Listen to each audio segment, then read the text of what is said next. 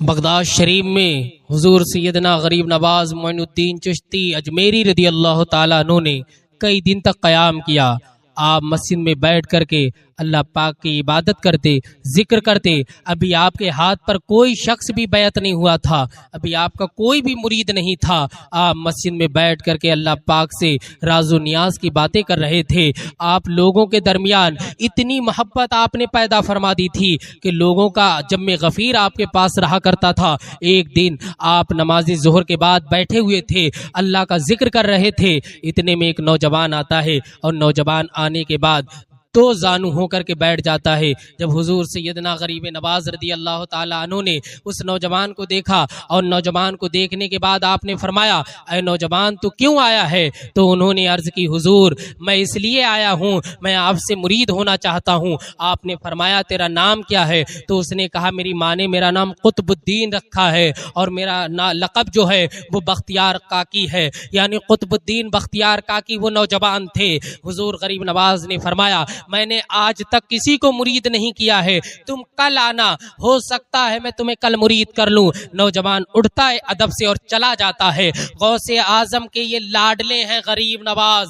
غریب نواز نے نماز عصر پڑھی، مغرب پڑھی، عشاء پڑھی اور عشاء کے بعد آپ سو جاتے ہیں۔ جب آپ سوتے ہیں تو آپ کے خواب میں جناب محمد رسول اللہ تشریف لاتے ہیں۔ میرے آقا نے ارشاد فرمایا، معین الدین ہمارے بھیجے ہوئے غلام قطب الدین بختیار کاکی کو تم نے اپنا مرید کیوں نہیں کیا ہے؟ اللہ اکبر۔ جب غریب نواز نے اتنا سنا، حضور آپ نے بھیجا تھا؟ کہا ہاں ہم نے بھیجا تھا، تمہیں مرید کر لینا چاہیے تھا، تم نے کلپے کیوں ڈال دیا؟ تو آپ نے فرمایا میرے آقا میں نے ابھی تک کسی کو مرید نہیں کیا تھا، مجھے یہ خبر نہیں تھی کہ آپ کا حکم ہے، تب وہ نوجوان آیا ہے قطب الدین بختیار کاکی۔ میرے آقا صبح فجر کے بعد فوراً میں اسے مرید کروں گا، جب آپ کا حکم ہے تو میرے آقا کوئی چونو چرا نہیں کر سکتا ہے۔ آپ کا حکم وہ ہے کہ آپ اگر دن کو رات کہہ دیں تو اللہ پاک رات کو دن بنا دے گا، اس لیے کہ خدا کی رضا چاہتے ہیں دو عالم، خدا چاہتا ہے رضا محمد۔ میرے آقا کل میں اسے مرید ضرور فرماؤں گا۔ جب فجر کی نماز پڑھنے کے بعد صبح کی سفیدی پھیلی، آپ نے کہا کہ قطب الدین بختیار کاکی کو بلا کر کے لایا جائے۔ جب حضرت قطب الدین بختیار کاکی آئے ہیں اور آپ کی بارگاہ میں بیٹھے، آپ نے فرمایا نوجوان تجھے بتانا چاہیے تھا کہ محمد عربی نے تجھے بھیجا ہے۔ تو وہ دست بستہ کھڑے ہو جاتے۔ میرے آقا مرشد کے سامنے زیادہ بولنے کی جرت نہیں ہو رہی تھی، آپ نے انہیں اپنے دست پاک پر بیعت کیا، اپنا پہلا مرید اور خلیفہ بنایا ہے، اور بنانے کے بعد اعلان کر دیا کہ یہ وہ میرا مرید ہے کہ جسے مصطفیٰ جان رحمت نے مرید ہونے کے لیے میرے پاس بھیجا ہے۔ اللہ اکبر، یہ شان ہے مصطفیٰ جان رحمت کے غلاموں کی۔ آپ دیکھیں کہ مرید بننے کے لیے بھی مصطفیٰ کہہ رہے ہیں اور مرید بنانے کے لیے بھی مصطفیٰ کہہ رہے ہیں۔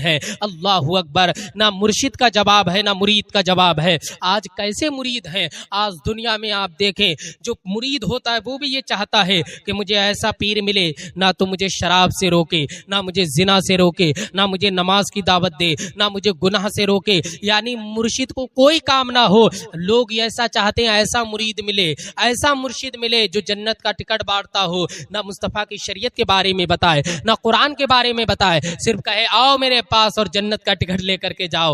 اور مرشد بھی ایسے ہیں جو صرف یہ دیکھتے ہیں کہ صرف پیسے والا مرید ہونا چاہیے، دولت والا مرید ہونا چاہیے، اس سے دولت آئے گی اور ہم بڑے بڑے اپنے محل بنائیں گے، عیش و عشرت کی زندگی گزاریں گے۔ اللہ اکبر، آج دنیا میں یہ چل رہا ہے، مگر کچھ اللہ کے نیک بندے بھی ہیں، کچھ اللہ کے مخلص بندے بھی ہیں، کچھ ایسے بھی ہیں کہ جن سے مرید کو کوئی سروکار نہیں ہوتا ہے۔ وہ یہ چاہتے میرا مرید صرف اللہ اور رسول کا بن کے زندگی گزارے، چاہے مجھے پھوٹی کوڑی نہ دے، میں تو اپنا گزارا کر لوں گا، لیکن میرا جو مرید ہے وہ اللہ کو راضی کرنے والا ہونا چاہیے۔ تو مرید بھی ایسا بنو جیسے کہ قطب الدین بختیار کاکی تھے، اور مرشد کو بھی چاہیے کہ ایسا بنے جیسا کہ غریب نواز رضی اللہ تعالیٰ عنہ ہے۔